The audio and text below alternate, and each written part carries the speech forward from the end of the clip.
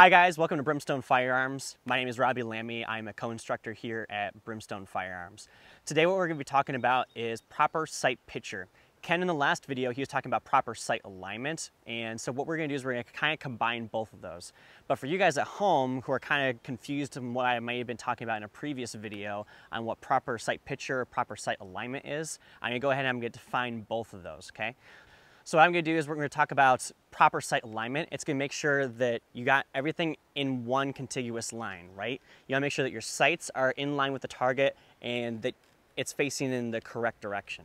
Now, proper sight picture is where people get a lot, I'd say, hung up the most when they're coming into classes, because what they get focused on is they want to focus on the target because they want to make sure that they're shooting at the right area, which is partially true. If you happen to have a red dot like what my handgun does, you can actually do that. That's one of the benefits that comes into play, I think, with a lot of red dots, and you're seeing that a lot more frequently. But for some of you guys that maybe it doesn't work in your budget to get a red dot, or you're not familiar with red dots, or maybe you're just too familiar with iron sights, whatever the case may be, we'll go ahead and I'm going to explain what proper sight picture looks like. So proper sight picture, if you're trying to go through a practical example of how to get that, what I tell people is to go ahead and stand in front of the target, and what you're going to do is you're going to raise up your index finger and you put it right in front of the target. You're going to focus on the index finger and you're going to simulate this as your front sight post for iron sights. And what you're going to do is you're going to focus on this. You're not going to focus on the target behind it. So it's going to be a little bit blurry. You might even get some double vision just because you got two eyes. But what you're going to do is you're going to simulate this, and then what you're going to do is you're going to bring up two fingers right behind. So this is going to simulate your rear sight posts, okay? You're going to still stay focused on your index finger, simulating the front sight post. And these are going to be over here. And again, you may get some blurred vision or double vision sometimes, but you want to just focus on that. You want to do that a couple of times.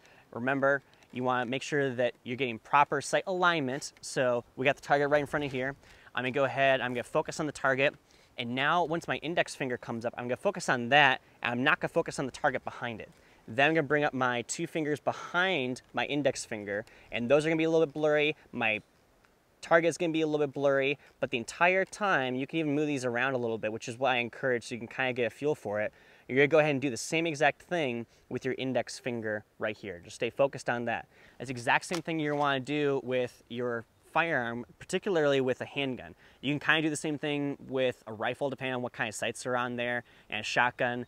Shotgun, they will tend to have one sight post in the rear and one in the front. They won't have the double notch and then the single notch in the front. But that's what you want to do, is you just want to make sure that you got everything lined up right. So like what Ken was talking about, you want to make sure that you got proper sight alignment and that those are level, and you want to make sure you got right amount of even light on either side of that front sight post in between the front and the rear sight, okay?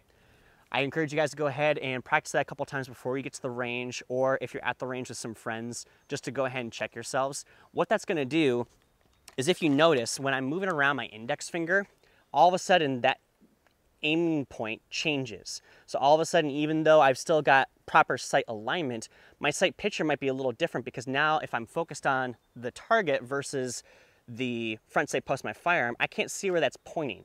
All those little small changes that you can make when you may not have a proper grip, or maybe you're breathing, or maybe like we got today and the wind is blowing around, you got all those things and variables you gotta keep in mind.